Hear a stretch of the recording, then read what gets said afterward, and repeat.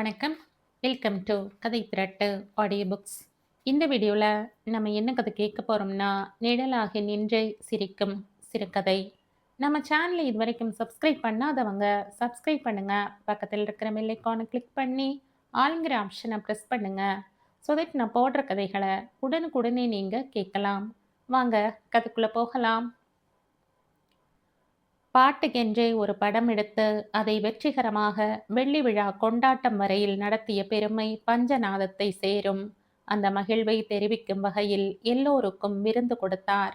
விருந்தென்றால் லேசான விருந்தல்ல, வெள்ளி விழா கொண்டாட்டமே அன்றைக்குத்தான்.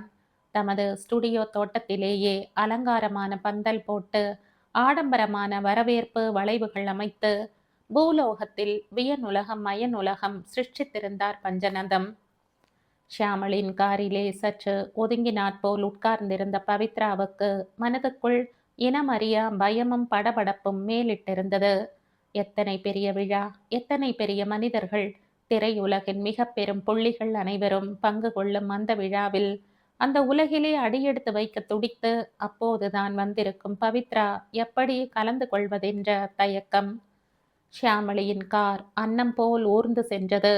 பந்தலின் முகப்பு வாசலில் நின்ற பஞ்சநதமும் அவர் மனைவி மாலினியும் ஷியாமளியின் காரை நோக்கி வந்தார்கள்.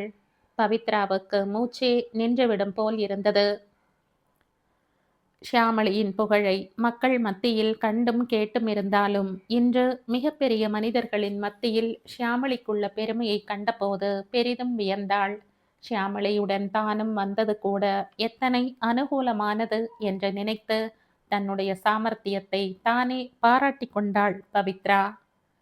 வாருங்கள் வாருங்கள் என்று கன்னம் கொழிய சிரித்து கழுத்தை சாய்த்து காரினுள் எட்டி பார்த்தபடியே வரவேற்றார் பஞ்சநதம்.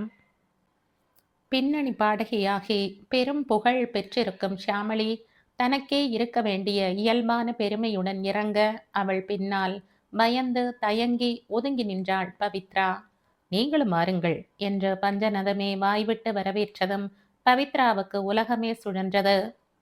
நிஜத்தை நிழலாக்கி அந்த நிழலை காட்டி பணம் குவிக்கும் சினிமா உலகில் நிஜம் எது நிழல் எது என்பதை பூரணமாக உணர்ந்து கொள்ளும் அனுபவமும் பக்குவமும் பெற்றிராத பவித்ரா பெரும் மகிழ்ச்சியாக இருந்தாள். பட தயாரிப்பாளரும் இசையமைப்பாளருமான பஞ்சநதத்தின் வீட்டுக்கு பவித்ரா தனியாக சென்றால் இத்தகைய வரவேற்பு கிடைத்திருக்குமா? ஷியாமளியுடன் சேர்ந்து சந்தர்ப்பத்தை பயன்படுத்தி கொண்டிருப்பதே தனக்கு அந்த உலகில் கிடைக்கப் போகும் பெரிய வாய்ப்பின் முன்னோட்டம் என்பதை அவள் உணர்ந்தாள். என் தோழி பவித்ரா என்று ஷியாமளி தயாரிப்பாளருக்கு அறிமுகம் செய்து வைத்த போது தன் உணர்வு இழந்த நிலையில்தான் வணக்கம் என்று கரம் கூப்பி மரியாதை தெரிவித்தாள் பவித்ரா.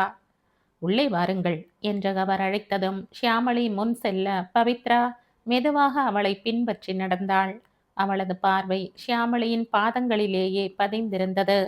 அந்த பாதங்கள் எந்த வழியில் செல்கின்றனவோ அவை மிதித்த தடத்திலேயே தானும் மிதித்து நடந்தாள். எங்கோ கனவுலகில் மிதப்பது போல தன்னையே நம்ப முடியாத நிலையில் நடந்தாள். புகழ்பெற்ற நாதஸ்வரக்காரரின் கச்சேரி நிகழ்ந்து கொண்டிருந்த நேரத்தில் அங்கங்கே பரிமாறியிருந்த மேஜைகளில் சுற்றி அமர்ந்து சிரித்து பேசியும் ஒருவரை ஒருவர் வரவேற்றும் உற்சாகப்படுத்தியும் ஒரு நாள் முழு ஓய்வு கிடைத்த நிம்மதியில் நட்சத்திரங்கள் ஜொலித்தனர் கழித்தனர். அந்த இசைப்படத்தின் வெற்றிக்கு காரணமான பின்னணி பாடகி ஷியாமளியை பலரும் மகிழ்வுடன் வரவேற்றனர். விருந்து நடக்கும் இடத்துக்கு நடந்து வந்து பாராட்டினர், வியந்து புகழ்ந்தனர். சற்று நேரத்தில் அவளை சுற்றி சிறு கூட்டமே கூடிவிட்டது. எல்லோருடனும் மகிழ்ச்சியுடன் கலகலப்பாக சிரித்து பேசி பழகினாள் ஷியாமளி.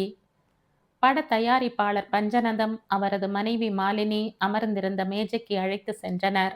அவள் மேஜை அருகே வந்ததும் மற்றவர்கள் எழுந்து அவளை வரவேற்றனர். அவளுக்காக பவித்ராவுக்கும் உபச்சாரம்.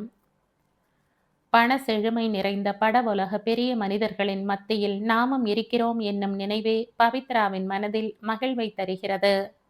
சினிமாவில் கோரஸ் பாடும் கூட்டத்தில் கலக்காமல் தனிப்பாடல் பாடி பெயர் பெற்று ஷியாமளியைப் போல புகழ் பெற வேண்டும் என்னும் ஆசையில் மதுரையில் இருந்த கணவருடன் வந்து ஷியாமளியின் நெருங்கிய உறவினர் கொடுத்து அனுப்பிய சிபாரிசு கடிதத்தின் மூலம் ஷியாமளியுடன் அறிமுகமாகி அவளது அன்பையும் ஆதரவையும் பெற ஒரு வாரம் பிடித்தது. ஒரு வாரம் தவம் இருந்த பவித்ராவை என்று ஷியாமளியே மனம் இறங்கி அழைத்து வந்திருக்கிறாள்.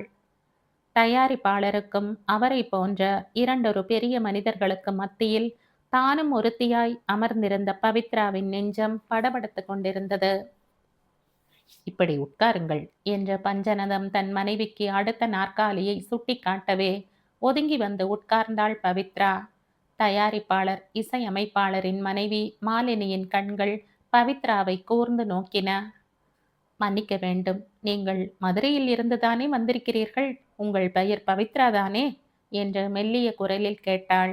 நீங்கள் என்ற பவித்ரா கேள்வி எழுப்பிய போது, என்னை அதற்குள் மறந்து விட்டாயாடி என்று கூறி அவள் கைகளை இறுக பற்றி கொண்டாள் மாலினி.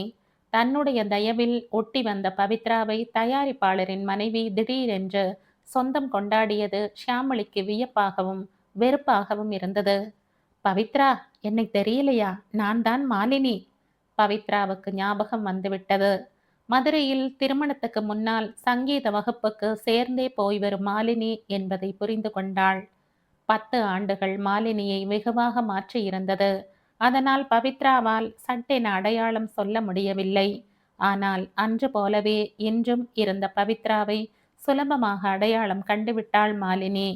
திகைப்பில் இருந்து விடுபட்ட பவித்ரா, நீங்கள் எப்பொழுது சென்னைக்கு வந்தீர்கள் என்ற மெல்லிய குரலில் கேட்டாள். நீங்கள் என்னடி நீங்கள்? நீ என்றே சொல்லு பவித்ரா. இப்போது நீ எங்கே இருக்கிறாய் என்று கேட்டுக்கொண்டிருந்த போது பஞ்சநதம் அவளை இடைமறித்து, விழாவுக்கு சீக்கிரம் போக வேண்டும். உங்கள் பழைய உறவை புதுப்பித்துக் கொள்ள இது நேரம் அல்ல, இடமும் அல்ல. நாளைக்கு நிதானமாக பேசிக்கொள்ளலாம் என்று அவர் கூறியவுடன் பொறாமையில் வந்த ஷியாமளிக்கு தேன் அபிஷேகம் செய்வது போல் இருந்தது. விருந்து முடிந்ததும் விழா தொடங்கியது. படத்தின் வெற்றிக்கு காரணகர்த்தாக்களாக இருந்தவர்களை ஒவ்வொருவராக மேடைக்கு அழைத்து அறிமுகம் செய்து வைத்தார்கள். பவித்ராவுக்கும் மாலினிக்கும் விழாவில் நாட்டம் கொள்ளவில்லை. இருவருக்கும் தங்களது 10 ஆண்டுகால அனுபவங்களை பகிர்ந்து கொள்ள வேண்டும் என்ற துடிப்பு. ஆனாலும் அவர்கள் இருக்கும் சூழ்நிலையை அனுசரித்து தங்களது ஆவலை கட்டுப்படுத்தி கொண்டனர். நிஜத்தின் நிழலை காசாக்கும் திரையுலகில் அன்பினும் நிஜத்தை பழைய தோழி உருவில் சந்தித்த பவித்ராவின் மன மகிழ்வு எல்லையே இல்லாமல் பெருகியது. ஷியாமளியின் தயவை நாட வேண்டிய அவசியமே இல்லாமல் நேரடியாக திரையுலகில் புகுந்து தன் புகழை நிலைநாட்ட மாலினி இசையமைப்பாளர் தயாரிப்பாளரின் மனைவி உதவ மாட்டாளா? அலங்கார விளக்கு, அவசியமான விளக்கு என்று அங்காங்கே நிறைக்கப்பட்டிருந்த விளக்குகளினின்றும் ஒளி வெள்ளம் சிதறிக் கொண்டிருந்தது.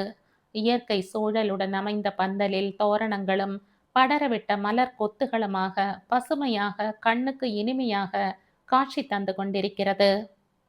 மாலினியின் அருகில் உரிமையுடன் அமர்ந்து அத்தனை பெரிய மகா மனிதர்களின் கூட்டத்தையும் பயமின்றி நோக்கிய வண்ணம் அமர்ந்திருந்த பவித்ராவை பொறாமை மனதுடன் ஒருவித அலட்சிய பார்வையுடன் நோக்கினாள் ஷியாமளி. இன்று முழுவதும் தன்னுடனேயே தனக்கு பணிந்தவளாக பயந்தவளாக தன்னை சுற்றியே வரப்போகிறாள் என்று எண்ணியிருந்த ஷியாமளிக்கு எத்தனை ஏமாற்றம்! பவித்ராவுக்கு புரியவில்லை, மாலினிக்கு புரிந்துவிட்டது. மேடையில் பஞ்சநதம் பேசினார். இந்த இசைப்படத்தில் தன்னுடைய இனிய குரலில் இசை மழை பொழிந்த திருமதி ஷியாமளி அவர்களை மேடைக்கு அழைக்கிறேன் என்று கூறியதும் பலத்த கரகோஷம் வானை எட்டியது. ஷியாமளி மேடையில் வந்து நின்றதும் மேலும் பலத்த கைதட்டல் விண்ணை பிளந்தது. விழா தலைவரின் கையால் அவள் விசேஷ பரிசை பெற்ற போது எழுந்த கரகோஷம் அடங்க பல நிமிடங்கள் பிடித்தன. மண்டபமே கலகலத்தது. திருமதி ஷியாமளி நமது கானகத்து கருங்குயில் படத்தின் பாடல் ஒன்றை பாடுவார் என்ற அறிவிப்பு வந்ததும் மக்களின் மகிழ்ச்சி ஆரவாரம் பெருகியது. வந்திருப்பவர்கள் அனைவருமே பெரிய மனிதர்கள்தாம். ஆனாலும் இசையின் முன் அடிமையாகி விடுவதை அங்கே நிதர்சனமாக கண்டாள் பவித்ரா. மாலினியின் தயவால் எளிதாக ஷியாமளியின் நிலைக்கு உயர்ந்துவிட போகிற தனக்கும் இத்தகைய வரவேற்பும் பாராட்டும் இருக்கும் என்பதை கற்பனையில் கண்டு மகிழ்ந்து கொண்டிருந்தாள் பவித்ரா. ஷியாமளி பாடத் தொடங்கினாள். நிஜமென்றே நம்பி நெருங்கி சென்றால் அது நிழலாகி நின்றே சிரிக்கும். நிழல் என்று வெறுத்து ஒதுங்கி சென்றால் அது நிஜமாகவே நின்று விழிக்கும். நிஜம் எது நிழல் எது என்று புரிந்து கொள்ளும் பக்குவமும் அனுபவமும் பவித்ராவுக்கும் இன்னும் பிறக்கவில்லை. விழா முடிந்து விடைபெற்று கொண்டு புறப்பட்ட போது பஞ்சநதம் வழக்கம் போல கார் வரை வந்து வழி அனுப்பினார். ஷியாமளி தன் சிடுசிடுப்பையும் வெறுப்பையும் காட்டாமல் முன் போலவே நடக்க முயன்றாலும் அவளது நடிப்பை உணராத பவித்ரா மாலினியின் சந்திப்பையே எண்ணிக்கொண்டிருந்தாள். மாலினி கார் புறப்படும் முன் பவித்ராவிடம் தணிந்த குரலில் பேசினாள். நாளை காலையில் நீ தங்கியிருக்கும் இடத்துக்கு வண்டி அனுப்புகிறேன். உன் கணவரையும் அழைத்து வா என்று பழைய நட்புடன் சொன்னபோது நிகழ்ந்து விட்டாள் பவித்ரா. குருசாமி சிரித்தான். திரையுலகில் தனக்கு கிடைக்கப் போகும் வாய்ப்புகளை பற்றி மனைவி பவித்ரா கூறியதை கேட்டு குருசாமியால் சிரிக்காமல் இருக்க முடியவில்லை. அதுவும் ஷியாமளியைப் போல் உயர்ந்துவிடும் நம்பிக்கையில் அவள் பேசிய போது குருசாமி கேட்டான். ஷியாமளியை விட நீ உயர்வதா? முடியுமா? ஏன் முடியாது? மாலினியின் தயவினால் என் பெருமை வெளிவரப் போகிறது. நேற்று நீங்கள் வரவில்லை. வந்திருந்தால் உங்களுக்கு எங்கள் நட்பின் வலிமை புரிந்திருக்கும். இன்னும் நீ பிரபலமாகி விடவில்லை. இப்போதே நான் உன்னுடன் அலைய வேண்டுமாக்கும்? நான் அந்த உலகத்துள் கால் பதிக்கப் போவதில்லை. நீ போகலாம், வரலாம். நல்லவர்களின் அருமையே தெரிவதில்லை உங்களுக்கு. ஷியாமளி என்னை அழைத்து சென்றதே பெரிய காரியம். நீங்கள் வரவில்லை. இன்றாவது வாருங்கள். மாலினி வண்டி அனுப்புவதாக சொல்லி இருக்கிறாள். எல்லாம் நிஜம் என்று நம்புகிறாய். சந்தித்த இடத்தில் ஒப்புக்காக சொன்ன வார்த்தைகளை நிஜம் என்று எடுத்துக்கொள்வதா? பெரிய மனித தோரணையில் இதுவும் ஒன்று. நேற்று மாலினி என்னிடம் நிறைய பேச தவித்தாள். இன்று கண்டிப்பாக வண்டி அனுப்புவாள். நீங்களும் என்னுடன் வாருங்கள். நான் வரமாட்டேன். உங்களை கட்டாயமாக அழைத்து வர சொல்லி இருக்கிறாள். நீயே போகப் போவதில்லை. நான் போகத்தான் போகிறேன். மாலினியின் உதவியால் சினிமாவில் நான் பாடகியாக புகழ் பெறப் போகிறேன். எனக்கு திறமை இல்லையா? வெறும் திறமையினால் மட்டும் பயன் இல்லை பவித்ரா. நிஜத்துக்கு மதிப்பு இல்லை. போலிக்குத்தான் புகழ் அதிகம். போதும் உங்கள் நிஜமும் நிழலும் என்று பவித்ரா செல்லமாய் சிணுங்கிய போது வாசலில் கார் வந்து நின்றது. மனதிலே நம்பிக்கை நிறைய காரில் தனியாக புறப்பட்டு போனாள் பவித்ரா. மாலினி அவளுக்காக காத்து கொண்டிருந்ததை கண்டபோது பவித்ராவுக்கு வியப்பாகவே இருந்தது. மன வலிமையை மறக்க செய்யும் சக்தி பழகிய பாசத்துக்கு உண்டு என்பதை அன்று கண்டாள் பவித்ரா. பண வலிமையை மறக்க செய்யும் சக்தி பழகிய பாசத்துக்கு உண்டு என்பதை அன்று கண்டாள் பவித்ரா. வா பவித்ரா என்று வரவேற்று அழைத்து போனாள் மாலினி. உன் கணவர் வரவில்லையா? அவருடைய நண்பர் ஒருவரை சந்திக்கப் போயிருக்கிறார் என்று நம்பும்படியான பொய்யை சொல்லி வைத்தாள். பவித்ராவுக்கும் அவள் கணவருக்கும் இடையே நடந்த பேச்சை சொன்னால் மாலினி மனம் வருந்தலாம். அதனால் அப்படி ஒரு பொய்யை சொல்லி வைத்தாள். ஒவ்வொரு அங்குலமும் பணத்தின் முத்திரை பதிந்து போயிருக்கும் பெரிய பங்களாவின் சொந்தக்காரி மாலினி. எத்தகைய பாக்கியசாலி! அவளது நட்பை புதுப்பித்து கொண்ட பவித்ரா எவ்வளவு அதிர்ஷ்டசாலி! 10 ஆண்டு அனுபவங்களை பகிர்ந்து கொண்டனர் தோழியர். பவித்ரா தான் வந்த விஷயத்தை எப்படி சொல்வது, எப்போது சொல்வது என்னும் தவிப்பில் தயங்கிய போது அதை கவனிக்க இயலாத நிலையில் பழைய நினைவுகளில் ஊறி கிடந்தாள் மாலினி. பவித்ரா, உனக்கு எப்போது திருமணம் நடந்தது என்றாள். 6 ஆண்டுகளுக்கு முன்பு. குழந்தைகள்? 2. ஊரில் விட்டு வந்திருக்கிறேன். ஏன் கேட்கிறாய்? சும்மாதான். கல்யாணம் விமர்சையாக நடந்திருக்குமோ? ஆமாம், உனக்கு அழைப்பு அனுப்ப எண்ணினேன். முகவரி தெரியவில்லை. தெரிந்திருக்க முடியாதுதான். மதுரையை விட்டு அம்மாவுடனும் மாமாவுடனும் புறப்பட்டு வந்த நான் அதன் பின் என்ன ஆனேன் என்பது உனக்கு எப்படி தெரியும்? சற்றே சோகம் படிந்த குரலில் கூறினாள். என்ன நடந்தது மாலா? ஒன்றுமில்லை, ஒன்றுமே இல்லை என்று மனத்துயரை மறைத்து நெடு நாளைக்கு பின் சந்திக்க வந்திருக்கும் தோழியிடம் தன் சோகத்தை தெரிவித்து அவளையும் வருத்தத்தில் ஆழ்த்த வேண்டாம் என்ற எண்ணத்தில் பேசினாள். பழைய உறவுகளை நினைத்து இருவரும் அவற்றில் லயித்தனர். நினைவுகள் நெஞ்சில் ஊறிக்கொண்டிருந்தால் அவற்றை அன்பு கொண்டவர்களோடு பரிமாறிக்கொண்டால் அவை கவலைகளை மறக்க செய்து எத்தகைய இதமான சாந்தியை தருகிறது. பவித்ரா நம்முடன் சங்கீத பள்ளியில் படித்தாளே ஒரு பெண், வந்து சேர்ந்த 6 மாதத்தில் பிரிந்து போனாளே ஜெயந்தி, அவளை நினைவிருக்கிறதா? பவித்ராவுக்கு நினைவில் வரவில்லை. அவ்வளவு சீக்கிரம் சேர்ந்து பிரிந்தவளை எப்படி ஞாபகம் வைத்திருப்பது? தெரியவில்லை மாலினி. அவளுக்கு என்ன? அவள்தான் என்று பிரபலமாக இருக்கும் பாடகி. உனக்கு இருக்கும் ஞானமும் பாவமும் குரலில் இல்லை. ஆனால் அவள்தான் இன்றைக்கு பிரபலமாக இருக்கிறாள். நீ யாரை சொல்கிறாய்? ஷியாமளியை. அவளா? என்னை தெரிந்தவளாகவே காட்டிக்கொள்ளவில்லையே. என் உருவத்தில் அப்படியா மாற்றம் இருக்கிறது மாலினி? மாற்றம் உன்னிடத்தில் இல்லை, அவளிடத்தில்தான். என்னையே தெரியாதவள் போல் முதல் சந்திப்பிலேயே மறைத்து விட்டாள். நானும் தெரிந்ததாக காட்டிக்கொள்ளவே இல்லை. பணம் வந்தால் பழைய நினைவுகள் மறந்து விடுமோ மாலினி என்று கேட்க பவித்ரா தயங்கினாள். அது அவரவர் மனநிலையை பொறுத்தது. உன்னை அவள் தெரிந்ததாக காட்டிக் கொண்டிருந்தால் அவளிடம் நீ உதவி கேட்பாய், சிபாரிசு செய்ய சொல்வாய். உனக்கு புகழ் வந்தால் அவள் பெயர் மங்கிவிடுமே என்ற பயம் அவளுக்கு என்று மாலினி சற்று துயரம் தொனிக்கும் குரலில் கூறினாள். ஒன்றாக படித்த பழகிய மூவரின் மனநிலையில் எத்தனை மாறுபாடுகள்! பேச்சை வேறு புறம் திருப்ப எண்ணி, சென்னைக்கு எப்போது வந்தாய் நீ? ஒரு வாரம் முன்னால். மதுரையில் அந்த பள்ளியில் சங்கீதம் தொடர்ந்து படித்தாயா? ஆமாம், கர்நாடக இசை பயின்றேன். அங்கேயே இப்போது ஆசிரியையாக பணிபுரிகிறேன். சிரம திசையில் இருக்கும் என் குடும்பத்தை சமாளிக்கவும் என் திறமை வெளிவரவும் சினிமாவில் சந்தர்ப்பம் தேடி என்று நிறுத்திய பவித்ரா மாலினியை கூர்ந்து நோக்கினாள். மாலினி தலையை குனிந்து கொண்டாள். பவித்ராவின் திரையுலக வரவை அவள் விரும்பவில்லையா? மாலினி, மனம் விட்டே உன்னிடம் கேட்கிறேன். ஒன்றாக படித்த மூவரும் 3 திசைகளில் பிரிந்து இன்று மீண்டும் சேர்ந்திருக்கிறோம். ஜெயந்தி என்னை தெரிந்ததாகவே காட்டிக்கொள்ளவில்லை. நீ பழைய உறவை ஞாபகம் வைத்திருக்கிறாய். உன்னிடமே உதவி கேட்கிறேன். மறுக்காமல் செய்து தருவாயா?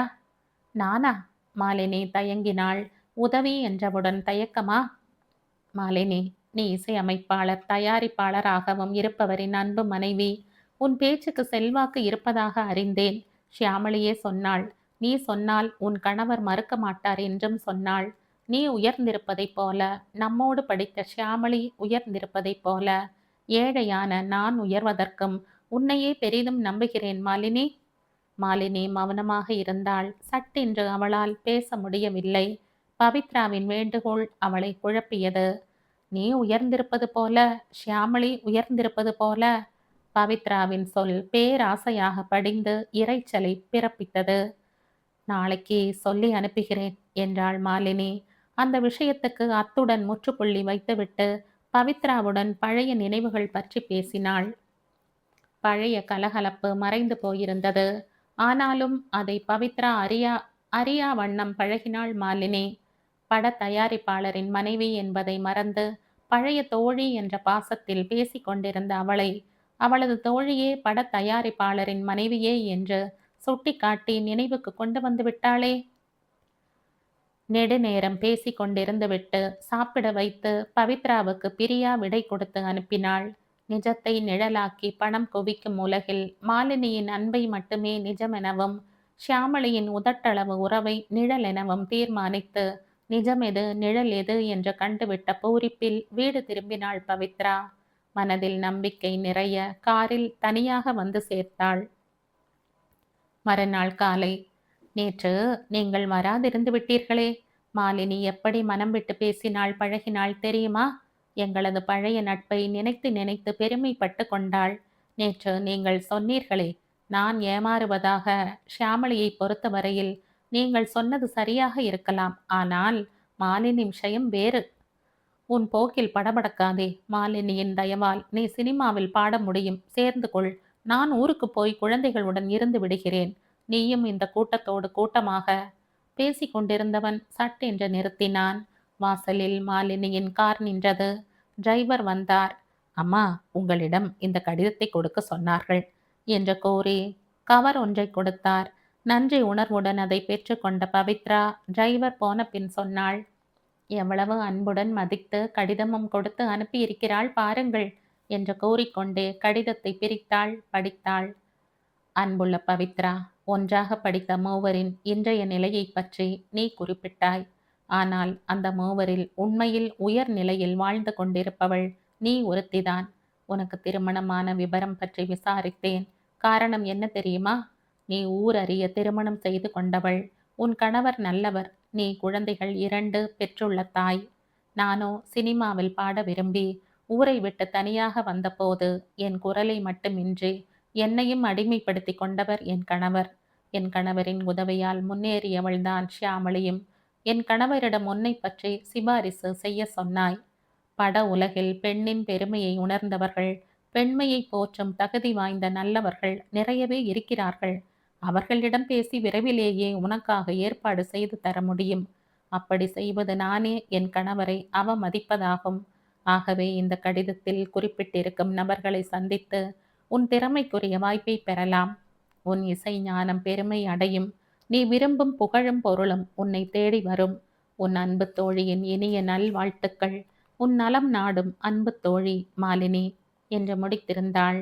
கடிதத்தை படித்த பவித்ராவின் மனம் தெளிந்தது. நிஜம் எது நிழல் எது என்பது அவளுக்கு தெரிந்தது. இன்றைக்கே ஊருக்கு போக வேண்டும் என்றாள் பவித்ரா. ஏன் என்று கேட்ட குருசாமியிடம் மாலினியின் கடிதத்தை கொடுத்தாள். உன் தோழி குறிப்பிட்டுள்ள நல்லவர்களை அணுகி வாய்ப்பு பெறலாமே என்றான் குருசாமி. வேண்டாம் என்று தீர்மானமாக சொன்ன பவித்ராவின் காதில் அன்று ஷியாமளி மேடையில் பாடிய பாடல் ஒலித்து கொண்டே இருந்தது. நிஜம் என்று நம்பி நெருங்கி சென்றால் அது நிழலாகி நின்றே சிரிக்கும்.